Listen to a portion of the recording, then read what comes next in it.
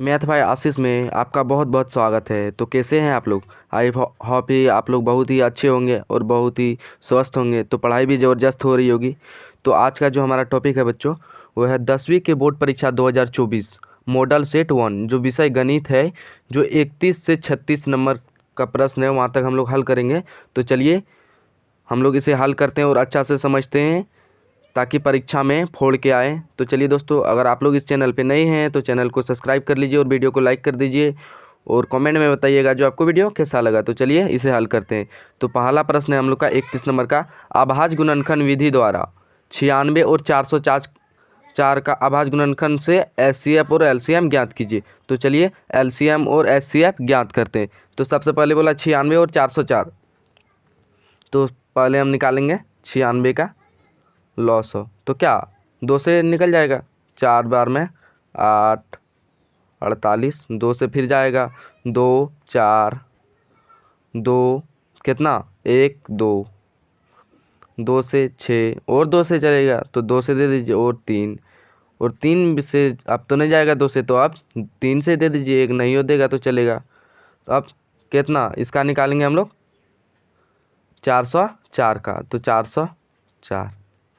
404 का हम लोग निकालते हैं। कितना 2 से 2 0 2, फिर 2 से देंगे कितना 1 0 1, अब तो नहीं जाएगा।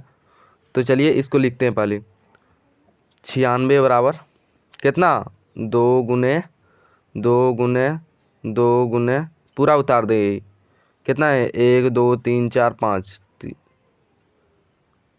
3।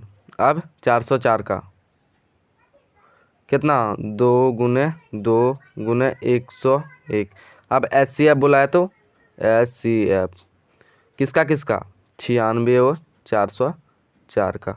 तो क्या एचसीएफ का क्या होता है, हाई कॉमन फैक्टर। तो सबसे पहले दोनों में जो मिलता है उसको हम एचसीएफ बोलते हैं। तो 1 2 मिल रहा है, ये मिल रहा है ना एचसीएफ हो गया ये, तो कितना मिल रहा है 2 गुने 2 बराबर 4, ये हो गया एचसीएफ। और हम लोग को बोला है एलसीएम भी निकाल लें, तो एलसीएम भी निकाल लेते हैं हम लोग। एलसीएम बराबर 96 और 404, ये यहाँ पे। अब जो मिला है सबसे पहले एचसीएफ ने उसको लिख लेते हैं, 2 गुने 2 गुने, अब जो बचा हुआ है सब लिख देते हैं, 1 2 2 गुने 2 गुने 2 गुने 3 गुने 101। अब इसको गुना करते हैं, 2 ना 4 जना 8 और ना 16 16 ना 32 32 तिया 96 96 गुना 101 करेंगे तो कितना आएगा 96 91। ये हो गया हम लोग का आंसर एलसीएम। चलिए दोस्तों अगला प्रश्न की ओर चलते हैं। आशा है कि आपको यह प्रश्न अच्छे से समझ में आ गया होगा। तो अगला प्रश्न है हम लोग का, अगला प्रश्न क्या है हम लोग का, जो वह द्विघात बहुपद ज्ञात कीजिए जिसके शून्यकों का योग तथा गुणनफल -3 और 2 है। तो चलिए इसे ज्ञात कर लेते हैं। तो इसको ज्ञात कैसे करेंगे दोस्तों, तो सबसे पहले हम लोग का देखना पड़ेगा, जो द्विघात बहुपद में क्या दिया है शून्यकों का योग, शून्यकों का योग बोला है तो शून्यकों का योग लिखते हैं, शून्यकों का योग, शून्यकों का योग क्या दिया है बच्चों, पहले इसको क्या लिखते हैं शून्यकों का योग अल्फा प्लस बीटा, भूल गए, बराबर -3, और क्या दिया है योग भी, तो योग गुणनफल भी तो पूछा है, तो लिखेंगे शून्यकों का गुणनफल, गुणनफल बराबर क्या अल्फा इंटू बीटा बराबर 2। अब इसको निकालते हैं, माना कि यहाँ पे क्या होता है सूत्र हम लोग का x², सूत्र बराबर लिख देते हैं x² क्या होता है माइनस अल्फा प्लस बीटा क्या होता है into x plus alpha into beta बराबर 0। चलिए अब इसको निकालते हैं, x² को x² माइनस अल्फा क्या है यहाँ पे बिठा देंगे तो क्या हो जाएगा, तो देखिए यहाँ पे क्या होगा -3 into x plus alpha into beta कितना है 2 बराबर 0, x² हो गया इधर, और क्या minus minus plus plus 3x बराबर 2 बराबर 0। ये हो गया हम लोग का आंसर। तो यहाँ पे क्या लिखेंगे हम लोग इसको इसको लिखना है, इसीलिए वह द्विघात समीकरण के, इसको लिखना है, यह द्विघात बहुपद के रूप में है, बहुपद के रूप में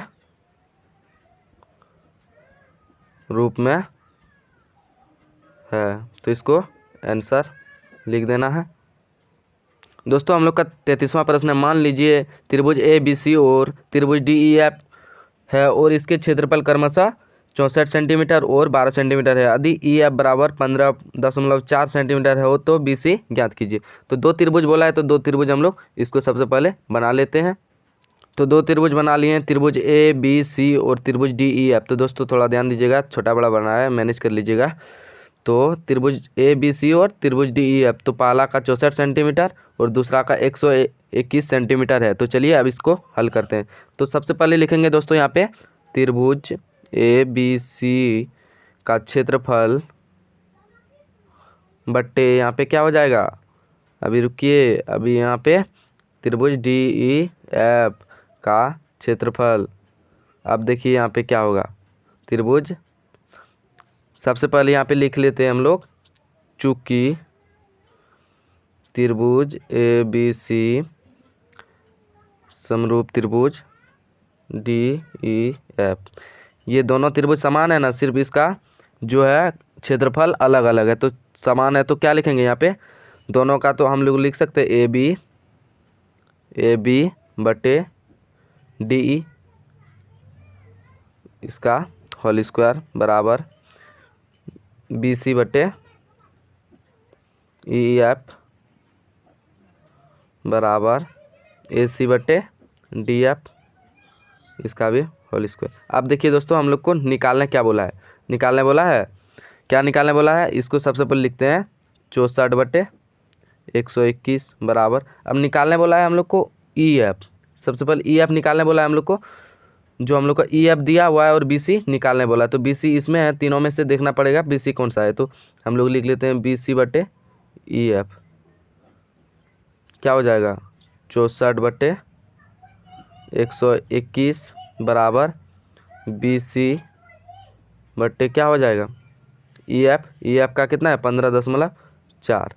तो अब देखिए यहाँ पे इसको सबसे पहले इसका जब हम इसका जो स्क्वायर है इसको हटाएंगे तो ये रूट में आएगा, रूट में आ गया तो इसका कितना होगा 8 बटे कितना हो जाएगा, इसका 8 बटे कितना हो जाएगा यहाँ पे बताइए, 8 बटे हो जाएगा यहाँ पे 11 और इधर हो जाएगा 15.4 बटे बी सी भी हो सकता है, क्योंकि ऊपर नीचे गुना होगा तो यहाँ बी सी इधर हो जाएगा बराबर होके। तो यहाँ से कटेगा कितना बार में, एक पॉइंट कितना 4 बार में। तो अब 8 गुना 1.4 बराबर बी सी, तो बी सी बराबर कितना हो जाएगा 11.2 सेंटीमीटर स्क्वायर, 11.2 सेंटीमीटर स्क्वायर। ये हो गया हम लोग का आंसर। दोस्तों हम लोग का अगला प्रश्न है, एक्स अक्ष पर वह बिंदु ज्ञात कीजिए जो बिंदु 2, -5 और -2, 9 से समरूप है। सबसे पहले दोस्तों यहाँ पे जितना भी आए इसको प्रश्न को कर सकते कर लीजिए, हर साल ये प्रश्न आता है। तो चलिए इसको हल करते हैं। तो देखिए दोस्तों हम लोग लिखे हैं, माना कि एक्स अक्ष पर वह बिंदु P, इसको P मान लिए, देखिए यहाँ पे P x, 0, क्योंकि x, 0 क्योंकि x अक्ष को बिंदु को निकालने बोला तो x निकलेगा 0, y को मान लेते हैं 0 है। तो जो बिंदुओं a बराबर, इसको मान लिए a और इसको मान लिए b, a तथा b समदूरस्थ मतलब समान दूरी पर है। तो चलिए इसको अब लिखते हैं हम लोग, इधर यहाँ पे लिख सकते हैं हम लोग p को p a बराबर p b लिख सकते हैं ना। अब दोनों तरफ वर्ग पर अब दोनों को वर्ग कर देते हैं, दोनों तरफ वर्ग करने पर, दोनों तरफ वर्ग करने पर पी ए स्क्वायर बराबर पी बी का स्क्वायर। अब यहाँ पे हो गया। तो सबसे पहले देखिए अब दोस्तों क्या करना है, तो देखिए इसका सूत्र है x2 माइनस x1 का whole square plus y2 minus y1 का होल स्क्वायर बराबर, ये हो गया हम लोग का। अब देखिए क्या करना है, अब बिठा देना है। सबसे पहले देखिए x2 के जगह में क्या हो जाएगा 2 और x1 के जगह में x1, 2 माइनस x1 का होल स्क्वायर प्लस -5 यहाँ पे y का 0 हो जाएगा तो अब देखिए इसको हल करते हैं तो क्या हो जाएगा, ए प्लस बी का होल स्क्वायर में है तो क्या 2 का स्क्वायर माइनस 2 गुने एक्स प्लस एक्स स्क्वायर। देखिए 2 का स्क्वायर किए माइनस 2 गुने A B plus B square plus इसका 25 ही हो जाएगा, 25 होगा ना।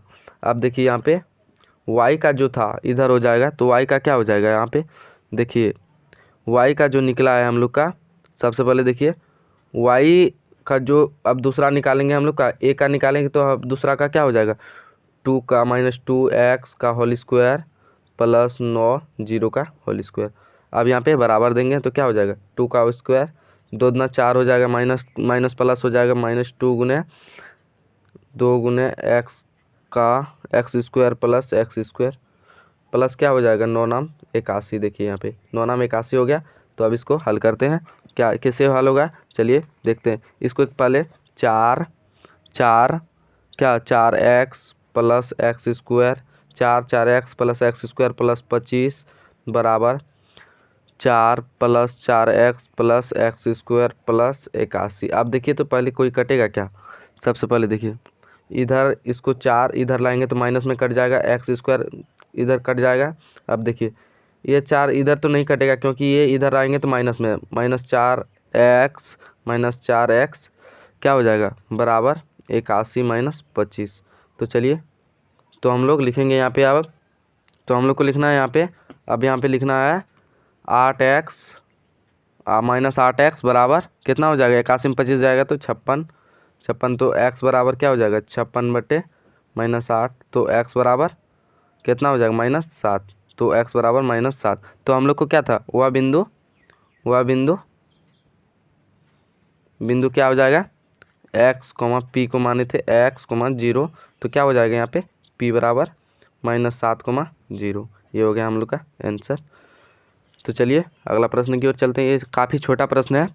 2 tan square 45 plus sine square 45 minus cos square 45। तो 2 tan स्क्वायर 45 का मान कितना होता है 1 प्लस, एक प्रश्न जरूर रहता है परीक्षा में, और साइन स्क्वायर 45 का मान कितना होता है 1/2 का रूट स्क्वायर माइनस कितना कॉस 45 का 1/2 रूट का होल स्क्वायर। देखिए 1/2 रहता है ना, तो यहाँ पे स्क्वायर है देख लीजिए, तो 2 प्लस ये गया, ये भी गया, ये गया, ये भी गया, तो 1/2 माइनस 1/2 खत्म, 2 आंसर। तो चलिए अगला प्रश्न की ओर चलते हैं हम लोग। अगला प्रश्न है हम लोग का, वह बिंदु ए से स्पर्श रेखा की लंबाई 4 सेंटीमीटर है और ए से केंद्र की दूरी 5 सेंटीमीटर है, तो वृत्त की त्रिज्या ज्ञात कीजिए। तो देखिए दोस्तों हम लोग ने एक वृत्त बनाया है, जिनकी देखिए सबसे पहले देखिए जो वृत्त बनाई यहाँ ओ, इसको हम नाम दिए केंद्र का ओ, इसका ए। सबसे पहले देखिए ए से स्पर्श किए पी स्पर्श रेखा और लंबाई 4 सेंटीमीटर इसका दिए, और इसका जो केंद्र की दूरी है 5 सेंटीमीटर इसका। तो हम लोग का दूरी क्या निकल, वृत्त की त्रिज्या, ये जो दूरी निकालने बोला है, तो चलिए इसको निकालते हैं। तो सबसे पहले देखिए ये समकोण त्रिभुज बना है ना यहाँ पे 90 डिग्री का, तो 90 डिग्री का बना है। तो सबसे पहले देखिए क्या हो जाएगा ओ ए ये क्या होगा कर्ण, ओ ए का स्क्वायर बराबर A P square plus O P का स्क्वायर। हम लोग का ओ पी का स्क्वायर निकालना है, तो चलिए इधर निकालते हैं। तो क्या हो जाएगा हम लोग का ओ ए का स्क्वायर कितना है 5 सेंटीमीटर, 5 का स्क्वायर, इसको काट दीजिए, 5 का स्क्वायर ए पी कितना है, ए पी हम लोग का 4 का स्क्वायर प्लस ओ पी का स्क्वायर 25 बराबर 16 प्लस ओ पी का स्क्वायर। तो ओ पी का स्क्वायर बराबर क्या हो जाएगा, देखिए इधर ओ पी का स्क्वायर क्या हो जाएगा हम लोग का, तो 25 माइनस 16 उधर करेंगे तो ओ पी का स्क्वायर बराबर कितना हो जाएगा 9। तो ओ पी बराबर रूट चढ़ जाएगा 9 पे, तो ओ पी बराबर 3 सेंटीमीटर। तो हम लोग का निकल गया यहाँ पे 3 सेंटीमीटर। दोस्तों आपको यह वीडियो अच्छा लगे तो वीडियो को एक लाइक कर दीजिए, और मिलते हैं अगले वीडियो में। तब तक के लिए जय हिंद। और कमेंट में बताइएगा जो आपको कौन सा वीडियो चाहिए, कौन सा क्लास में हैं आप लोग, तो आप लोग कहाँ से हो वो भी कमेंट कर सकते हैं। हम कमेंट का आपका इंतज़ार करेंगे। तब तक के लिए जय हिंद।